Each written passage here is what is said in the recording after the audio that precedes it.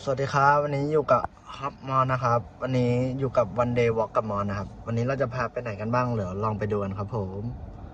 ไป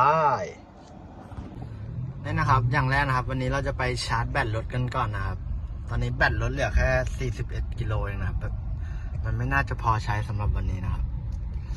ไปกันเลย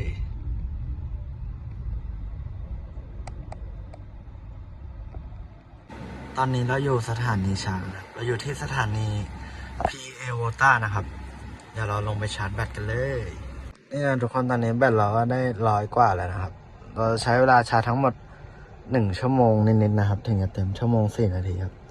เหล่านี้เราก็ทำการหาได้ดูไปเรื่อยนะครับเป็นการฆ่าเวลารอชาร์จแบตรถตอนนี้ครับเราชาร์จแบตเสร็จเรียบร้อยครับเรากำลังออกเดินทางไปเซ็นทรัลปิ่นเกล้านะ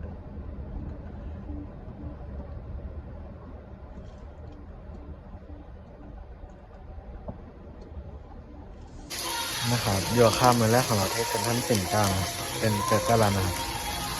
เราทานข้าวก่อนนะครับ